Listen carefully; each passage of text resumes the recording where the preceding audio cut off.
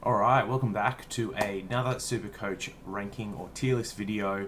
We are revisiting the defenders after the Amy Series game has been done. We've obviously got some new information about these players. We've got a few new ones we're going to add in that have kind of popped up on the radar as well. For those who this is their first video, effectively me and some of the other guys on Supercoach George's Discord have gone through and effectively rated these different defenders, whether or not we think they're going to finish top 6 or not, based on likelihood and a few other things.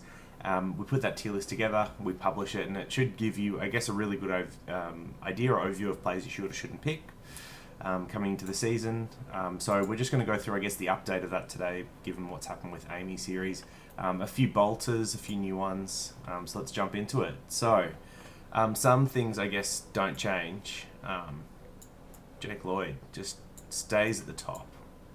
No, I think he's slightly down, like one person doesn't have him as a complete lock anymore out of 39 people. But yeah, even with that knee test, I don't think people have been scared off him whatsoever. Led's still in second, so I guess the thing that we would have been really excited about is seeing him play lots of midfield time, lots of CBAs. But one of the big themes to come out of the Amy Series was defenders, rebounding defenders off halfback that are playing that halfback role may actually be Supercoach Gold this year. So looking at some of those defenders that we were originally going to pick because they might have got extra mid-time is actually less attractive in some way. But yeah, Royal Edge should still be right up and challenging in the top few spots. So definitely still a S-tier pick. And then finally, poor Lockie Whitfield. I was really hopeful that he'd actually get back for round one with that liver. But it turns out it seems like it's a lacerated and on the more severe side, which is why he's had to be held out for as long as he is. Yeah, wish him a speedy recovery.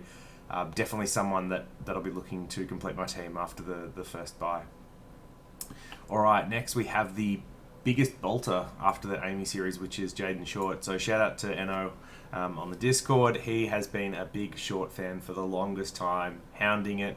And look, after he got a few people to pick Tom Lynch last year, we were kind of clowning him, thinking that this is another Tom Lynch pick. But no, Short looks the goods. And from everything we've read, Hooley's had like a 5-month calf injury that won't go away. Once you're 30-something with calf injuries like that, you just don't really play games. So we're always waiting for Hooley to go away, for Short to break out. And it really looks like this year could be the year. The rules look like they'll favour him. The scoring looks like it's going to be there. Yeah, just a pick that has kind of come out of nowhere, got people really excited. The second biggest bolter's up next, which is Caleb Daniel. So people really jumping on and rallying around Daniel. I don't see it. I don't think he's going to be top 6. I think there's a few that I'd still pick above him, if I'm being honest. So it's one that I'm happy to pass on, and I guess I'll talk about the one I like more than him in a little bit. But yeah, I guess the things that we do know from the Dogs is they love getting the ball through him. He's a great kick, one of the best in the comp, routinely touted as one of the best kicks in the comp. So with these rules favouring those that are great kicks and teams looking to get the ball in the hands of those that can kick, there definitely does seem to be some potential for Daniel. Alright, after him is Tom Stewart, who's still stayed in the same tier, so this should be a top 6 defender tier, but he's moved up a little bit, so falling now in behind Daniel as the 5th overall ranked player at the moment. So yeah, once again, Stewart was someone that I probably was going to not really look to start, but I think we're going to have to start a lot of defenders this year, and he just seems both consistent, like he'll have the role, and there's just no one going to be taking kicks off him. So yeah, seems like a really good choice this year. And then finally, Ryan has kind of fallen off a little bit, actually like a fair bit. So I think he would have been rated 4th behind Lloyd, Laird and Whitfield after the first one, and now he's all the way down to the back end of A tier. So one that people aren't really picking, aren't talking about, maybe you could surprise, but definitely seems with his up and down scoring, he's a wait and see throughout the year. Alright, Luke McDonald we'll get to in a second, but he's definitely not A tier anymore. Alright, top of this third tier is Jordan Ridley, and this is the person I would personally be picking over Caleb Daniel.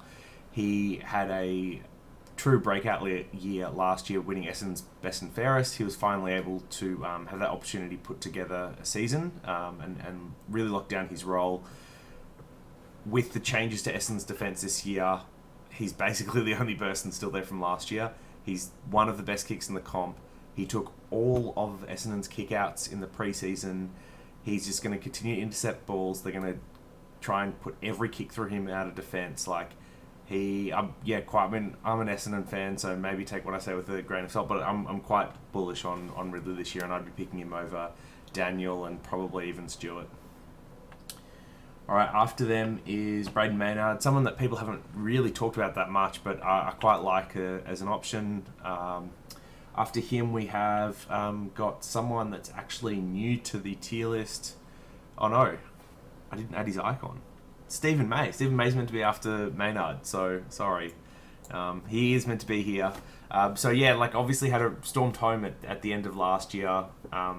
Averaged something crazy, like it was well into the hundreds. Intercept defending everything. Once again, taking a lot of kicks for Melbourne. So seems like an interesting choice. There's just a bunch of others that kind of place well above him. And finally, Doherty's getting a bit of respect. Someone that I called out last time that was like being well underrated. He's gone 120 before. He could maybe get back there again. The rules seem like they'd suit him. Williams and Saad didn't seem to be affecting him whatsoever. He's someone that could, well and truly jump into the top 6 and at a very, very nice price point. Next is Luke McDonald. So, boy, what a fall from grace. He was definitely preseason hype after where he finished last year. We thought he had that role. These rules look like they're going to suit him, but the preseason, they weren't looking for him as that outlet kick, and when he did get it, he had a ton of clangers. It's really worrying consigns and someone that people have kind of jumped off as quickly as they jump back on. All right, next up is Crisp. So maybe getting a little bit of a bump in people's eyes based on his scoring. He's super durable, which is great. I just don't think he has the scoring upside. So unless a lot of people fall over in front of Crisp, I just don't see how he finishes top 6. Apart from, I guess, his durability. Next up is Mills. Really interesting. Mills actually did the thing that everyone wanted him to do, which is he got all the centre bounce attendances in the world. He just didn't score very well. And I'm not sure if I called this out in my video last time, but it's definitely something I've talked about at the Discord. Even when he has been in the midfield, he hasn't scored that well, and that's kind of what we saw. So, he's like a hard avoid for me. I don't think he's a good choice, especially given he's already top priced. If he's going to continue to score well, you'll be able to pick him up at 550 at some point through the year. So I'll just avoid him. Next is Zach Williams. He's obviously missing round 1 to that suspension after the high bump. Look, someone that we'd said avoid. He hasn't really moved too much in the ranking. He's actually moved down a touch. Once again, he's another one of those players where when he has been in the midfield, he hasn't scored that well. Kind of saw that on the weekend too. So obviously, of all these choices up top, he is the cheapest. And so if you are looking for that cheap defender, I can see why you'd be considering him. But given his injury history, his suspension, he's definitely a do not start. I just don't see how he ends up in many people's teams this year. Finally, Jeremy Howe is just tails off the end of this. Once again, we saw some really high scoring out of him. I just don't think he's a good option. I'd avoid. And then finally, this last tier, which is where I think all of our new additions kind of ended up, apart from May, which is once again meant to be between just above Doherty and after Maynard. So we have Dan Houston kind of leading off this tier.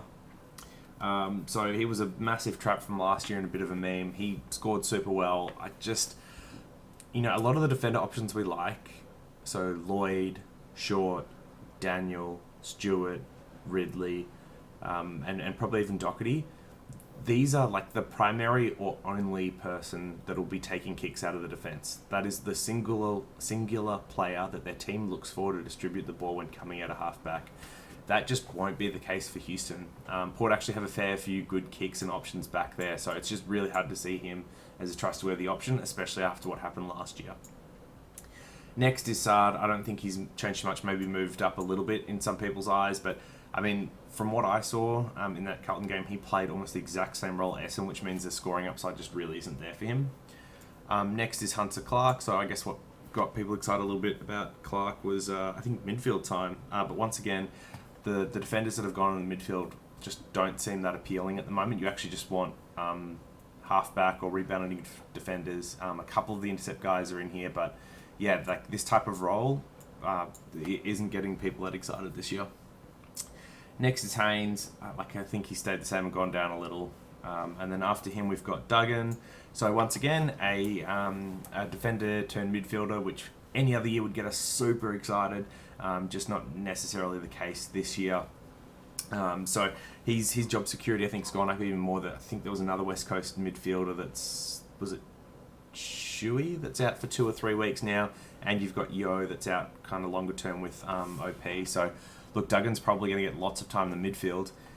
If you're picking between him and Mills, I'd pick Duggan purely because you got an extra 100k to play with there. But yeah, someone I'd watch and maybe avoid, and I would have had him over maybe some of these other players. But anyway, he's right there. And then Witherden and Blitz haven't moved at all. I think this is like bust potential, and I think Witherden's one of those ones where if Hearn goes down for any reason, like he could be a serious breakout contender. But as it stands, like back of this list kind of makes sense. So that's kind of the updated tier list, which was great. I just wanted to show you, I guess, a couple of other things from this. If I can just flip this over. Maybe I can.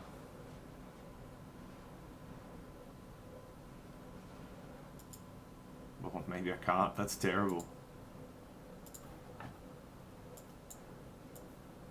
Oh, there we go. Excellent. I must be getting old because I can't do technology anymore. Shocking. All right, so here are the scores kind of where obviously higher is better from pre and post Amy. You can see the ones have really changed a lot. So as we mentioned, Short and Daniel, big change. Stewart's gone up a bit. Ridley's gone up a bit. Ryan dropped off a little bit, which is kind of surprising. Luke McDonald, huge drop, which didn't surprise me so much. And then everything else has kind of relatively stayed the same or a little change here or there.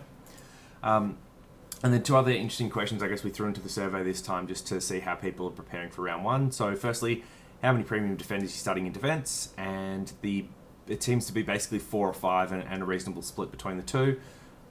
Current theories, we're just not going to get enough defenders. Maybe with Jordan Clark kind of becoming a mid-pricer option, that kind of lets you do him plus 2 rookies. So that could be like the 5 defence structure. But I think, people are tending to avoid doing anything less than 4 because you're just setting yourself up for failure when the rookies aren't called there. And I believe that with the rolling lockout, all the important round 1 rookies are either playing like late Saturday or Sunday. So you're going to get into a little bit of trouble if you're not planning around, I think, like a 4 or 5 premium structure to begin with. And then lastly, and this is like blocked by my face, I might just move it over up here a little bit, which is which premium defenders are currently being picked. So just remember, some people have picked 4, some people have picked 5, but top options there, so Laird, Lloyd, Short.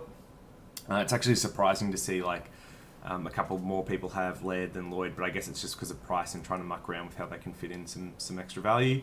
And then Caleb Daniel ahead of Stewart and Ridley is a bit of a surprise to me. I'd have those flipped, but hopefully some really good insight into how the Discord's thinking about best defenders, which ones they're picking, and the structure to get you right for round 1. So that's all for this video now. Next we'll get into the forwards, and then hopefully we'll bring one on the midfielders, and then if all goes to plan, I'll also do a team reveal before round 1. So wishing you all the best with your pre-season planning. I hope it's coming along nicely. Catch you in the next one.